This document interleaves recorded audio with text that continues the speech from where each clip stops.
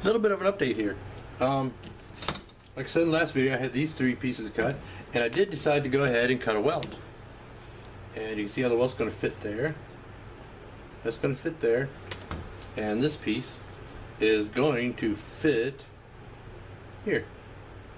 It's a little bit longer. I always make them a little bit long, like out there, so as I can trim that off. Because, you know, it's a lot easier to trim it a little bit shorter than it is to trim it a little bit longer. Anyway, what I did on this piece is I went ahead and I wet it, but I used cold water because I don't want it to take the form yet.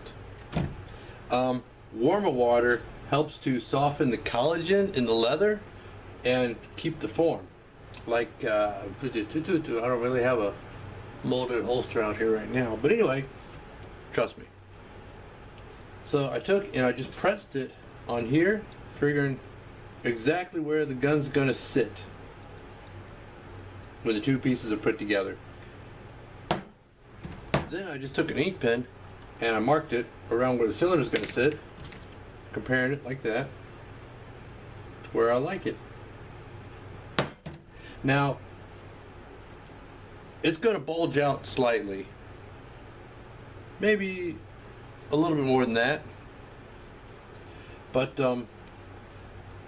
I don't want it to hold the cylinder too tightly because I want the gun to slip in and out easily.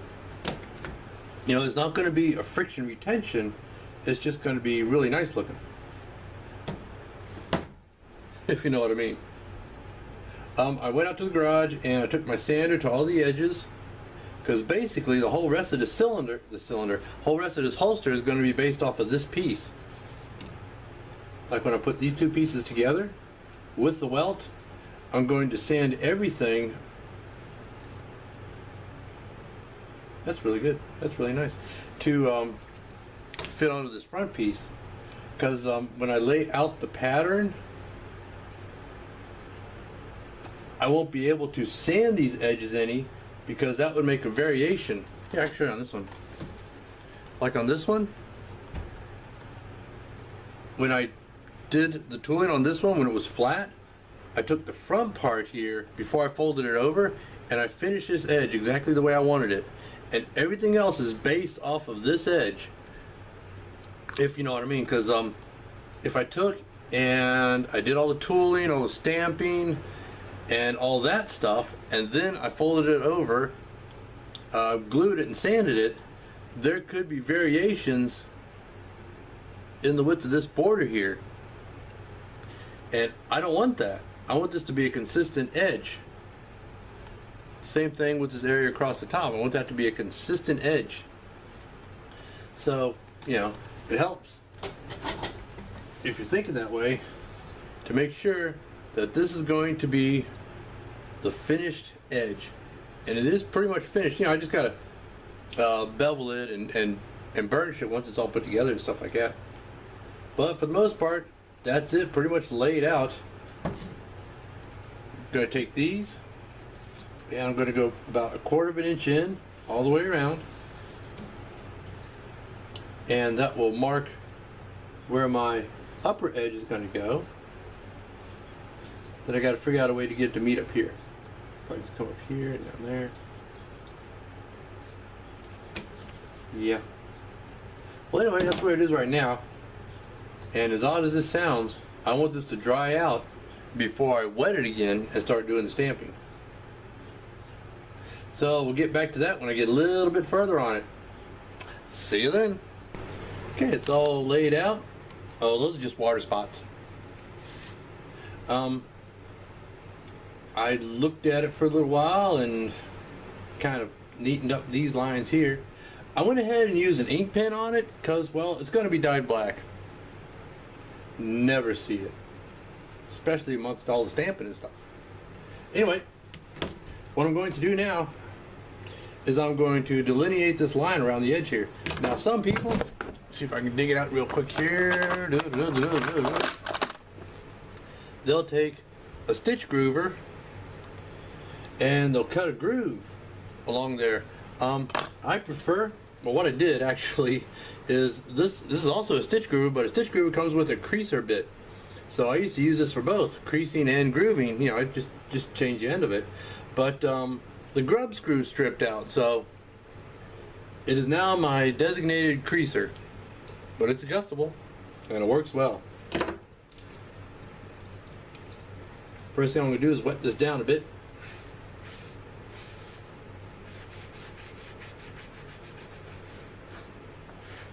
And wet the whole thing like I've done before.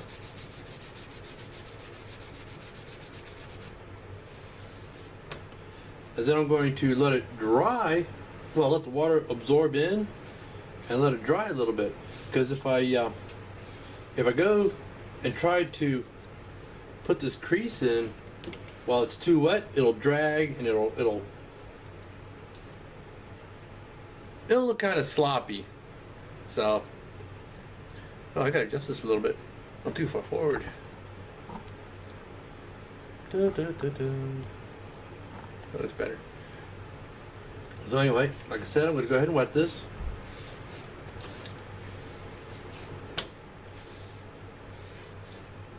And then let it sit for a little while until it starts coming back to this color.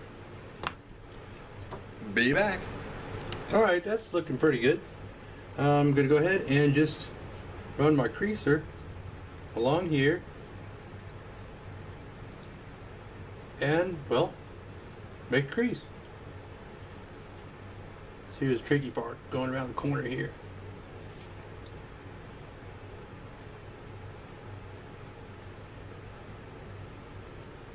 Don't want to mess it up.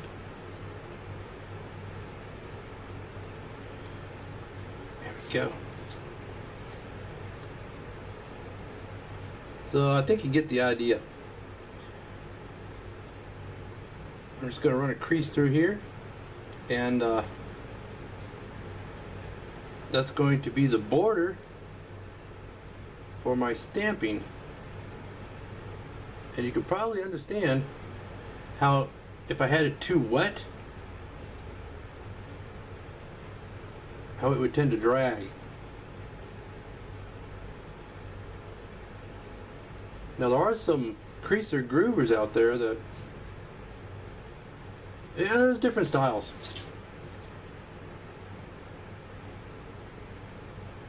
This is just one I prefer to use.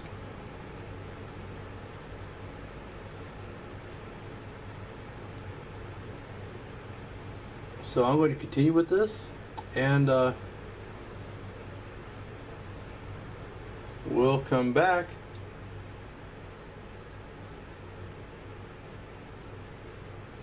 when I get a little further along. Alright. Okay, the grooving's done, and I put my layout line across it, and that's where I'm going to start my stamping. It's approximately, or as close as I can eyeball it, to match in my belt. That way, if this fellow likes his holster and decides to get a belt to match, I've got it sussed.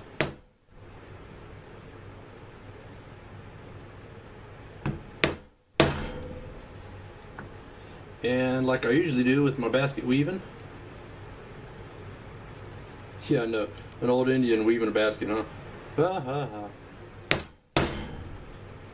I start by making a row in the middle, and then I build up off of that.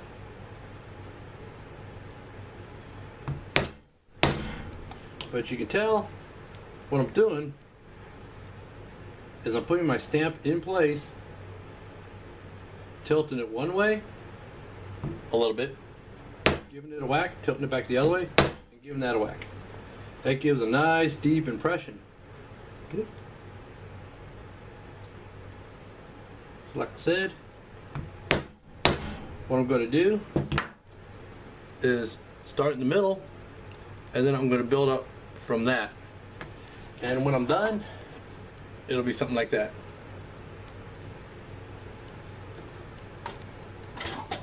Now the weather's not being as cooperative as I want it to be today. I like having a lot of sun coming in through my window. I'm right next to a big picture window, so I get light from my work lamp here, and I get light coming in from the window, and it really helps to illuminate my workplace, workspace, work area. But as long as I can see what I'm doing, it'll be fine. Just make sure I get lined up before I whack the stamp in. Okay, I'm going to continue building up from there. I might have to do another layout line through here. We'll see. Oh, we'll be back. Got the stamping all done on it. Now the next thing to do is to get some color on this thing. So, let's see. And you can see, I hope you can see, how I put a border around this area where the cylinder is going to sit behind. That's going to be cool. So, you know, once I get color on it and all these ink marks are obscured, it'll look pretty cool. And I guess that'll be in the next chapter. I'll call this one laying out and stamping the pattern, I guess. I don't know, we'll see. See you next time.